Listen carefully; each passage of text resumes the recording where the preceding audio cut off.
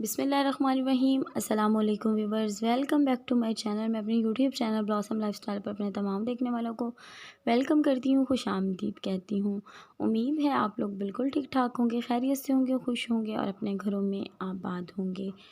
और आज मैं आपके साथ एक व्लॉग शेयर करने लगी हूँ जिसमें मैं बहुत सारी चीज़ें आपके साथ शेयर करूँगी, जिसमें कुछ रेसिपीज़ हैं और कुछ ट्रैवल है और कुछ जहाँ पे सैलाब आया हुआ है। थोड़ा सा मैं उन लोगों के बारे में भी बताऊंगी ताकि हम लोग दुआ करें कि अल्लाह ताला इनके लिए आसानियाँ पैदा करें जो अपने घरों से बेचारे बेघर हो चुके हैं। और कुछ ट्रैवल है, कुछ पिछले हफ्ते जैसा मौसम रहा उस मौसम के बारे में कुछ क्लिप्स हैं जो मैंने आप लोगों के लिए बनाए। बहुत दिनों से मैं वीडियो अपलोड नहीं कर रही थी, बिज़ी होने की वजह से। सब फ्रेंड्स कह रहे थे कि आपकी वीडियो बहुत देर से आती है। सो इस अरसे में जितनी वीडियोस मैंने बनाई फिर मैं उनको एक व्लॉग बना के आपके साथ शेयर कर रही हूँ। तो इसमें ट्रैवल भी है, इसमें रेसिपीज़ भी हैं, इसमें ड्रेसेस भी हैं, बहुत सारी एक्टिविटीज़ हैं जो इस दौरान इस हफ़्ते में रहीं। सो आपके साथ वो शेयर करूँगी, उम्मीद है आप लोगों को अच्छा लगेगा। सबसे पहले आप लोग देख रहे हैं कि मैं यहाँ पर बना रही हूँ अपने लिए लेमन ग्रास कहवा, जो कि सेहत के लिए बहुत ही अच्छा है और सब लोगों को घर में इस्तेमाल करना चाहिए। मैं इसका एक पौधा घर लेके आई हूँ, उसी से ताज़ा मैंने ये तोड़ लिया। अगर आपके पास ना हो तो आप मार्केट से भी ले सकते हैं। कि देखिए मैं ताज़ा जो है उतार के लाई हूँ और इसको मैंने अच्छे से वॉश कर लिया है। वॉश करने के बाद जो है हम इसको, अगर आप चाहें तो इसको ड्राई भी करके घर में सेव करके रख सकते हैं, और अगर आपके पास नहीं है तो आप मार्केट से इसको हकीम की शॉप से भी ले सकते हैं, लेकिन वो आपको खुश्क फॉर्म में मिलेगा। ये ताज़ी लेमन ग्रास है। तो इसको जो है मैंने कट कर लिया है और इसको मैंने वॉश कर लिया है और इस तरह छोटा छोटा काट लिया है और मैं बनाने लगी हूँ। और आपको बताती हूँ कि इसको बनाने का बहुत ही आसान सा तरीका है और इजी से बन जाती है। और इसको काफ़ी तरीक़ों से बनाया जाता है। आइंदा मैं आपके साथ इसको वेट लूज़ के लिए जैसे इस्तेमाल किया जाता है वो भी यूज़ करूँगी, लेकिन ये जिस तरह मैं आज बना रही हूँ ये भी वेट लूज़ करने में बहुत ज़्यादा हेल्प करता है। और वैसे भी आम लोग भी इसको खाने के बाद यूज़ करें तो आप लोगों का जो है निज़ाम हज़म वो बेहतर रहेगा, अच्छा रहेगा। और यहाँ पर आपने जितनी कप बनानी हो उससे आपने 1 कप ज़्यादा पानी लेना है। और मैं यहाँ पर बनाने लगी हूँ 3 कप। जो कप आप देख रहे हैं मैंने वो पानी के डाले हैं 3, और 1 एक्स्ट्रा कप मैं इसमें ऐड करूँगी और इसको गर्म होने दूँगी। बहुत ही ईज़ी तरीका, बहुत सारे तरीक़ों से बनती है। इंशाल्लाह आइंदा मैं आपके साथ इसके बहुत सारे जो है तरीके मुख्तलिफ जो हमें फ़ायदा दे सकते हैं वेट लूज़ के लिए वो आपके साथ शेयर करने वाली हूँ। ये बहुत ही मुफीद होती है और बहुत ही सस्ता सा इसका जो प्लांट है वो मिल जाता है। किसी भी नर्सरी से आप उसको लेके आएँ और घर पे रखें और आराम से उसको, ताज़ा ही अच्छा है, आप अपने हाथ से इसको कट करें और बनाएं। यहाँ पे मैंने कुछ लेमन ग्रास जो थी तकरीबन ये आप 2-1 चम्मच होगी, ये अभी ताज़ा ताज़ा इसलिए थोड़ी ज़्यादा लग रही है। तो इसको मैंने डाल दिया है और इसको मैंने पकाना है कि 1 कप जो पानी है वो खुश्क हो जाए। कुछ भी इसमें मैं ऐड नहीं करने वाली, इसको हम पकने देते हैं।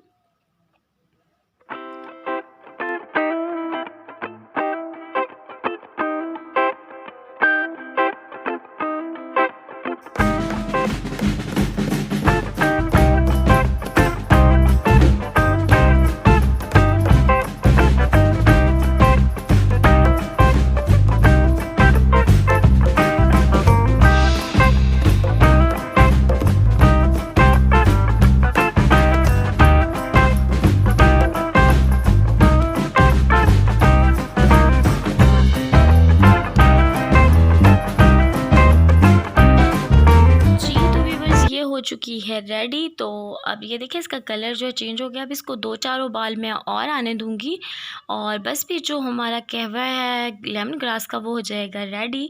तो यहाँ पर इसको थोड़ी देर के लिए मैं और पकने देती हूँ, उबाल आने देती हूँ और फिर मैं इसको उतार लूँगी। और इसको आप छान सकते हैं। वैसे तो ये बड़े बड़े पत्ते हैं, लेकिन अगर आप खुश्क वाली यूज़ करते हैं तो उसको आप छान के इस्तेमाल करें। इसको मैं ऐसे ही चम्मच की मदद से जो है वो निकाल लूँगी। अभी इसको मैं थोड़ा सा और पकने दूंगी, थोड़ा सा इसका कलर जो है वो डार्क हो जाए तो फिर हम जो है इसको छान लेंगे। मैं इसके जो पत्ते हैं ऐसे निकाल के, और फिर आप चाहें तो इसमें शुगर ऐड कर सकते हैं। اگر آپ کو ویٹ کا پرابلم نہیں ہے، لیکن یہ ویسے بھی بہت مزے کا لگتا ہے. آپ جتنا بھی اوائڈ کریں شوگر کو زیادہ اچھا ہے. تو میں تو اس میں شوگر یوز نہیں کرتی، لیکن آپ کے ٹیسٹ پہ اگر آپ کو اچھا نہ لگے تو آپ اس میں شوگر ایڈ کر سکتے ہیں. اور اگر شوگر نہ ایڈ کرنا چاہیں تو ہنی بھی ایڈ کر سکتے ہیں، وہ بھی اچھا ہے، اس سے کوئی آپ کو سائڈ افیکٹ نہیں ہوگا. بس کہ یہاں پر اب تھوڑا سا اس کو میں پکنے دیتی ہوں. تھوڑا سا ڈارک کلر جب ہو جائے گا تو ہم اس کو اتار لیں گے. تو تھوڑا سا اس کو میں ہلاؤں گی تاکہ اچھے سے جو اس میں پتے ہیں وہ پک جائیں لیمن گراس کے. تو بس اب یہ ریڈی ہو گیا ہے. میں بند کرتی ہوں چولہا اور اس کو کسی چمچ کی مدد سے بڑی بڑی یہ ہیں تو ان کو نکال لیتی ہوں پتوں کو. اگر آپ خشک والی یوز کر رہے ہیں تو اس کو چھان لیں. اور یہ نکالنے کے بعد ہم اس کو نکالتے ہیں کپوں میں اور پھر مزے سے کرتے ہیں اس کو انجوائے. آپ لوگ بھی اس کو اپنی ڈیلی روٹین کا حصہ بنائیں تو آپ کو بہت زیادہ فائدہ ہونے والا ہے. اور بنانا تو اس کو بالکل بھی مشکل نہیں، بہت ہی آسان، انتہائی آسان طریقہ. اور یہاں پہ میں نے اس کو کپوں میں نکال لیا ہے. جی تو اب ہم نے اس کو کپوں میں نکال لیا ہے اور جو ہے بہت ہی زبردست جو ہے یہ لگتا ہے پینے میں. اور یہ چینی کے بغیر ہی مجھے تو بہت مزے کا لگتا ہے. آپ چاہیں تو اب اس میں تھوڑا سا لیموں بھی ایڈ کر سکتے ہیں، لیکن میں اس کو بس ایسے ہی یوز کروں گی، مجھے یہ ایسے ہی اچھا لگتا ہے. اور آپ لوگ بھی اس کو ضرور ٹرائی کیجیے گا، مجھے بتائیے گا کہ آپ کو کیسا لگا. اور اگر آپ میں سے کوئی ہے جو اس کو ریگولر یوز کرتا ہے تو وہ اس کے فوائد کے بارے میں بھی کمنٹ باکس میں مجھے بتا سکتا ہے. انشاءاللہ میں اس کی اور بھی آپ کے ساتھ جو ہیں ٹپس شیئر کروں گی ویٹ لوز کے حوالے سے. مجھے تو یہ بہت اچھا لگتا ہے. کھانے کے بعد اس کو آدھے گھنٹے کے بعد اگر آپ یوز کر لیتے ہیں تو یہ آپ کو بہت ہی ہلکا پھلکا سا فیل ہوتا ہے اور آپ کو بہت ہی اچھا لگے گا. اس کو پینے کے بعد فریش سا انسان فیل کرے گا. تو ضرور آپ اس کو ٹرائی کیجیے گا. تو امید ہے آپ کو اچھی لگی ہوگی ویڈیو. تو میں اب آپ کو نیکسٹ جو ریسیپی ہے وہ بتاتی ہوں کہ ہم کیا بنانے والے ہیں. سو چلتے ہیں نیکسٹ ریسیپی کی طرف.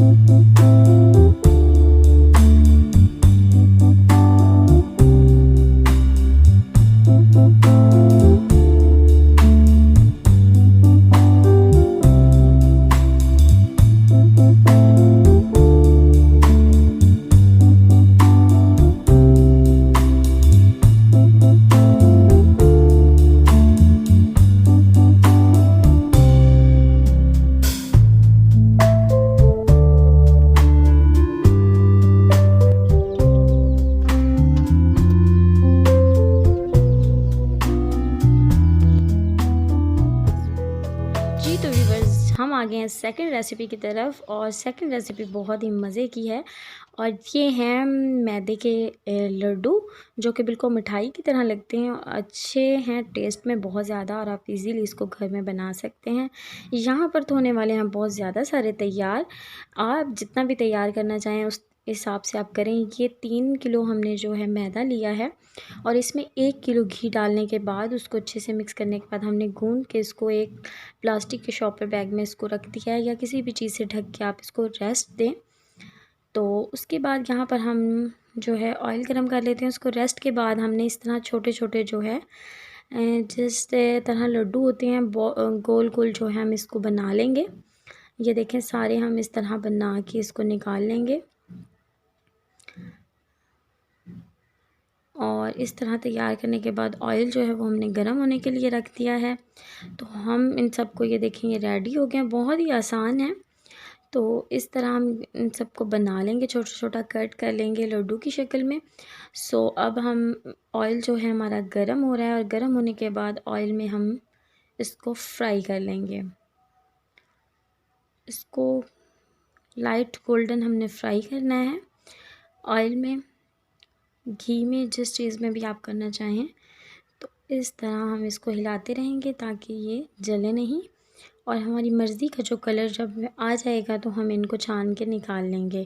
سو ان کو فرائی ہونے دیتے ہیں اور فرائی ہونے کے بعد میں آپ کو نیکسٹ اسٹیپ بتا رہی ہوں کہ نیکسٹ اسٹیپ کیا ہے. अच्छे से हम इनको फ्राई कर लेंगे, क्योंकि मैदा कच्चा है तो ये अच्छे से पक जाए, कुक हो जाए तो ही हम बाकी का काम जो है स्टार्ट करेंगे। यहाँ पर आपने इसको गोल्डन ब्राउन करने के बाद हमने इनको, ये देखिए कलर इनका चेंज हो चुका है, बहुत ही ज़बरदस्त सा कलर आ गया। और अब हम इसको निकाल लेते हैं। सबको अच्छी तरह ऑयल जो है इसका निचोड़ने के बाद हम इसको किसी बर्तन में निकाल लेंगे। सो नेक्स्ट स्टेप मैं आपको बताती हूँ कि हमने क्या करना है। यहाँ हमने बनाना है इसको मीठा करने के लिए शीरा, और इसको आपने पानी में जो है 5 किलो चीनी जो है वो हमने 3 किलो मैदे के लिए यूज़ की है, और 5 किलो चीनी हम इसमें डाल देंगे और उसको अच्छी तरह पकाते रहेंगे। जैसा कि शीरा तैयार किया जाता है, आपको पता है, जब इसमें ये गाढ़ा हो जाए और इसमें तार बनने लगे तो हमारा जो शीरा है वो रेडी हो जाएगा। अच्छे से हम इसको पकने देते हैं। आप लोग ज़रूर घर में इसको ट्राई कीजिएगा, ये बहुत ही मज़े के बनते हैं। और आजकल जैसा कि बारिश का मौसम है तो इसमें तो मीठी चीज़ खाने को जी करता है। और ये देखें, ये थोड़ा थोड़ा गाढ़ा होना शुरू हो गया है। और इस यहाँ पर एक बात और बताऊंगी, ये ऊपर इस तरह देखें, इसके ऊपर मैल भी आ जाएगा, तो आप इसको उतार दीजिएगा। ये जो झाग सा ऊपर बन गया, आप इसको किसी भी चम्मच की मदद से जो है नीट एंड क्लीन कर सकते हैं। यहाँ पर हम इसके ऊपर जो ये झाग बन रही है इसको उतार देते हैं। टिपिकल ये देसी स्टाइल में तैयार किया जा रहा है। और ये देखें, इस तरह ही हम इसको उतार देते हैं और हमारा शीरा जो है वो नीचे अच्छा और नीट एंड क्लीन साफ़ सुथरा हो जाएगा। तो फिर मैं बताती हूँ कि इसमें हम नेक्स्ट जो है क्या करेंगे। आपने इसको हिलाते रहना है और अच्छे से गाढ़ा सा शीरा जो है वो रेडी कर लेना है।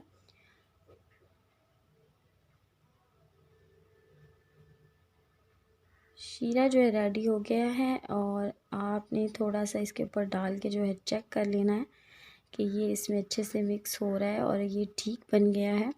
तो जैसे ही शीरा मुकम्मल रेडी हो जाएगा तो हम सब के सब जो लड्डू हैं वो इसमें ऐड करेंगे अभी आगे चल के। तो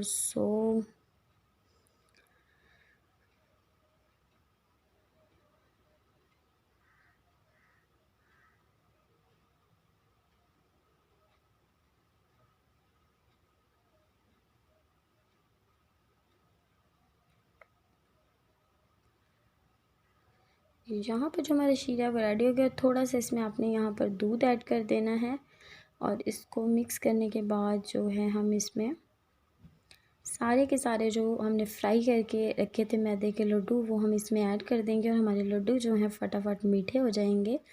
सो ये सारे के सारे हम इसमें ऐड कर रहे हैं, और बिल्कुल आपको ये देसी स्टाइल में, ज़रा हलवाई स्टाइल में जो है तैयार किए हुए मिल जाएंगे, क्योंकि हम आम तौर पर घर में इतनी मिकदार में नहीं बनाते। और आप इसको सेव करके भी कुछ दिनों के लिए रख सकते हैं एयर टाइट जार में।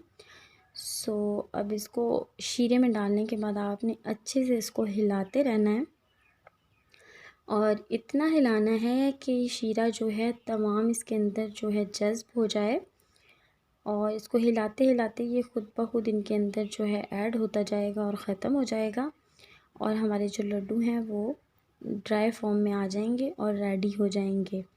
सो अब हम इसको हिलाते हैं, और तब तक हिलाएंगे जब तक ये बिल्कुल ड्राई हो जाए।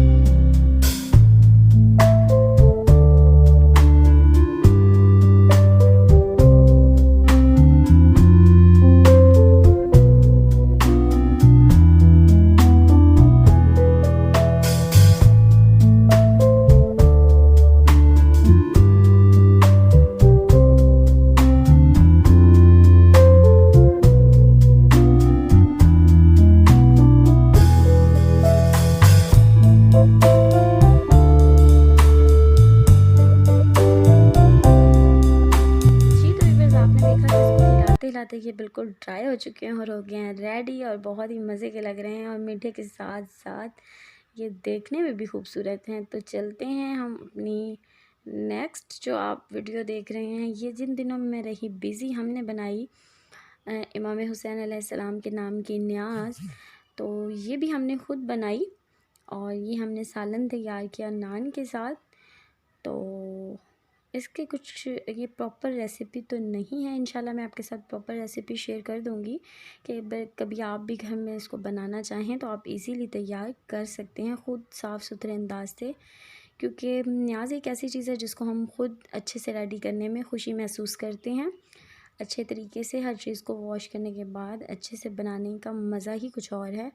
سو یہ ہم نے تیار کی، لیکن یہ ہم نے بنائی گیس پر نہیں بنائی، لکڑیوں پر بنائی۔ تو پتہ چلا کہ گاؤں میں کوکنگ کرنا بہت ہی مشکل ہے، کیونکہ ہمیں تو بہت آسان ہے کوکنگ کرنا کہ ہم گیس کی جو ہے فلیم آن کرتے ہیں اور آرام سے کھانا بناتے ہیں، اور ہمیں وہ بھی مشکل لگتا ہے۔ لیکن آپ گاؤں کی لائف میں دیکھیں تو جب لکڑیاں جلا کے دھوئیں کے ساتھ کھانا بنانا پڑتا ہے تو انتہائی مشکل کام ہے یہ۔ سو پھر بھی انسان کرنا چاہے تو سب کام کر سکتا ہے۔ سو یہاں پر ہم نے ریڈی کی، یہ کافی زیادہ تعداد میں سالن تھا جو ریڈی کیا، اور بھی تیار کی جا رہی ہیں، مطلب حلیم کی دیگ بھی بنائی جا رہی ہے اور رائس وغیرہ بھی ہیں، لیکن یہ ہم نے خود نان کے ساتھ ریڈی کیا اپنی خوشی سے، اور بہت مزہ بھی آیا اس کو بنانے میں، اور یہ بنی بھی بہت مزے کی تھی، دال اور چکن کا سالن۔ تو آپ لوگ تھوڑا تھوڑا اس کی ریسیپی دیکھ سکتے ہیں، اور انشاءاللہ نیکسٹ جب بھی میں بناؤں گی تو آپ کے ساتھ اس کی پراپر ریسیپی جو ہے وہ شیئر کروں گی، تاکہ آپ لوگ بھی اس کو بنا سکیں۔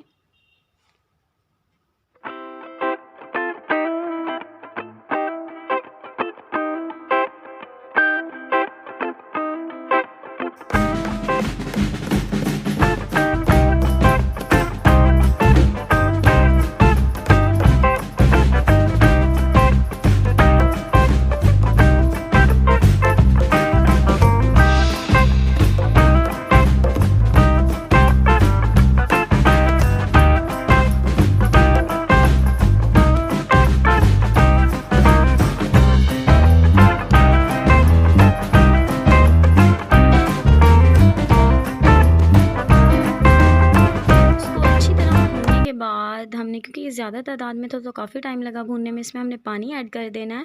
پانی آپ نے اس حساب سے ڈالنا ہے کہ جو دال ہے وہ اچھے سے مکس ہو جائے، اور چکن بھی۔ اس کو اب ہم بند کر کے آہستہ آہستہ پکنے دیں گے اور ویٹ کریں گے اس کو خشک ہونے کا، اور جب یہ خشک ہو جائے گی تو ریڈی ہو جائے گی۔ تو پھر ہم اس کو نان کے ساتھ کریں گے انجوائے، خود بھی اور دوسروں کو بھی کھلائیں گے، تو مزہ جو ہے وہ دوبالا ہو گیا۔ تو یہاں پر جو تھا میں نے کچھ پینے کا بندوبست بھی کیا، تو ان کو ہم نے ٹھنڈا ہونے کے لیے رکھ دیا، کیونکہ فریج میں تو اتنے زیادہ جو ہیں وہ آ نہیں سکتے تھے کہ کافی سارے تھے۔ سو ہم نے ان کو برف لگا کے اور پانی کے اندر رکھ کے اس کو کچھ ٹھنڈا کرنے کی ٹرائی ماری، اور وہ ٹرائی کسی حد تک کامیاب رہی۔ تو نیکسٹ جو ویڈیو جو کلپ ہے اس میں آپ کے ساتھ ایک مزے کی بات شیئر کرنے والی ہوں، اور اگر آپ میں سے کسی کو اس کا جواب بھی آتا ہو تو آپ مجھے ضرور دیجیے گا۔ یہ بہت دنوں سے میں آپ کے ساتھ شیئر کرنے والی تھی، لیکن نہیں کر پا رہی تھی مصروفیت کی وجہ سے۔ سو آج میں نے سوچا کہ میں آپ کے ساتھ ساری ہی باتیں شیئر کر لیتی ہوں۔ سو یہ آپ کو کچھ ایک پودا نظر آ رہا ہے، اور یہ پودا لگا ہوا ہے ہمارے گھر، اور یہ پتہ نہیں ہے کہ کس چیز کا پودا ہے، اور یہ پتہ نہیں کیسے اگ گیا ہے خود ہی، اور بہت بڑا ہے، بہت خوبصورت ہے، اور اس پر فلاور بھی لگے ہیں۔ فلاور لگنے کے بعد ایک پھل بھی لگا ہوا ہے، لیکن ہم میں سے کسی کو نہیں پتا کہ یہ پودا کس چیز کا ہے۔ سو میں آپ کے ساتھ شیئر اس لیے کر رہی ہوں کہ آپ لوگ مجھے اسے دیکھ کر بتائیں کہ یہ کس چیز کا پودا ہے۔ اگر آپ میں سے کسی کو بھی پتہ ہے تو پلیز کمنٹ باکس میں بتائیے کہ اس کا کیا استعمال ہے، اور اس کو کس استعمال میں لایا جا سکتا ہے، اور یہ کس چیز کا ہے۔ اس کا نام اگر کسی کو پتہ ہے تو پلیز مجھے بتائیں۔ یہ دیکھیں اس طرح کے پھل اس پہ لگے ہوئے ہیں، یہ دیکھیں اس طرح کا اس کے اوپر یہ پھل لگا ہے۔ اب مجھے نہیں معلوم کہ یہ کس کام کے لیے یوز ہوتا ہے، اور نہ ہی ہمیں پتہ ہے۔ تو تو نام پتہ ہو تو انسان گوگل پہ بھی سرچ کر سکتا ہے، لیکن اگر نام ہی پتہ نہ ہو تو پھر ہم کیسے سرچ کر سکتے ہیں؟ میں نے سوچا کہ میں اپنی یوٹیوب فیملی کو دکھاتی ہوں اور ان سے پوچھتی ہوں کہ اس کا کیا نام ہے۔ اس نے ہمیں بہت سوچنے پر مجبور کیا ہوا ہے، لیکن ہمیں اس کا نام ابھی تک پتہ نہیں چلا۔ اس طرح کے اس پہ پھل لگتا ہے، یہ وائٹ وائٹ سے فلاور جو آپ کو نظر آ رہے ہیں، یہ فلاور اس پر لگے ہیں۔ اس کے بعد وہ اس طرح کے پھل میں جو ہیں وہ تبدیل ہو گئے ہیں، لیکن یہ معلوم نہیں ہے کہ اس کا، یہ دیکھیں اس طرح کے فلاور پہلے لگے ہیں۔ میں نے بہت کوشش کی آپ کو کلیئر دکھا سکوں، اس طرح کا پھل اس پہ لگ گیا اور یہ کافی بڑا ہو گیا ہے، اور اب ہمیں پتہ نہیں ہے کہ اس کا استعمال کیا ہے اور ہم اس کو کیسے استعمال میں لا سکتے ہیں۔ اب اتنا بڑا ہے تو اس کو یوز تو کرنا چاہیے۔ تو آپ میں سے اگر کسی کو بھی یہ پتہ ہے کہ اس کو، یہ دیکھیں کچھ خشک ہو کے بھی بیچ میں گرے ہوئے تھے، لیکن ہمیں ابھی اس کے استعمال کا پتہ نہیں ہے تو ہم اس کو یوز نہیں کرتے۔ کسی کو بھی اس کا نام پتہ ہو، کام پتہ ہو، تو پلیز مجھے کمنٹ باکس میں لازمی بتائیے گا، اور امید ہے بہت سارے لوگوں کو اس کا نام پتہ ہوگا۔ دیکھنے میں تو یہ بہت ہی خوبصورت ہے، انشاءاللہ اس کا یوز بھی جو ہے وہ اچھا ہی ہوگا، اور مجھے امید ہے کہ اس ویڈیو کے بعد مجھے اس کا نام بھی پتہ چلنے والا ہے اور اس کا کام بھی پتہ چلنے والا ہے۔ آپ لوگوں کو پھر ایک دفعہ اس کو قریب سے دکھا دیتی ہوں۔ یہ دیکھیں اس طرح کا یہ پھل ہے، اور یہ اتنا بڑا، یہ دیکھ رہے ہیں آپ، اتنا بڑا یہ پودا ہے، لیکن یہ سمجھ نہیں آ رہا کہ کس چیز کا ہے۔ میں ویٹ کروں گی کہ آپ لوگ مجھے بتائیں کہ یہ کس چیز کا پودا ہے، اور مجھے امید ہے مجھے بہت سارے کمنٹ آنے والے ہیں اس بارے میں۔ لیٹس سی، دیکھتے ہیں کیا بنتا ہے۔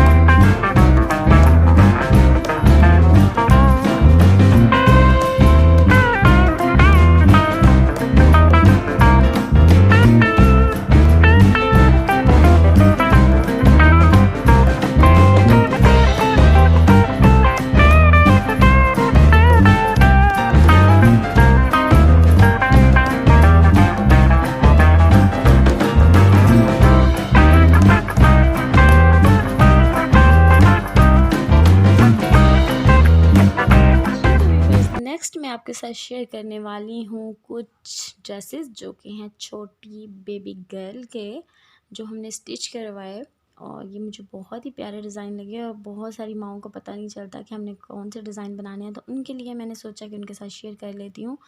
یہ دیکھیں کہ یہ والا تو بہت ہی پیارا بچی کو لگتا ہے پہنا ہوا، کہ یہ ایک سائڈ پہ سٹیپ ہے، اور اس کا کلر بھی بہت زبردست لگا مجھے، بہت ہی پیارا لگ رہا ہے۔ یہ بلیک میں ہے، اس کا سٹائل بھی بہت خوبصورت ہے، کچھ لیسز کا یوز کر کے اس کو بہت ہی اچھے انداز میں جو ہے تیار کر لیا گیا ہے، بہت ہی خوبصورت لگ رہا ہے۔ اور یہ دیکھیں اس پر بنا ہے تھوڑا سا جیکٹ والا سٹائل، اور دیکھیں آج کل کے چھوٹے چھوٹے بچے بھی کتنا فیشن کرنے لگے ہیں، تو یہ بہت ہی زبردست لگ رہا ہے۔ آپ لوگ اس سے آئیڈیا لے کے اپنے کپڑے بھی بنا سکتے ہیں۔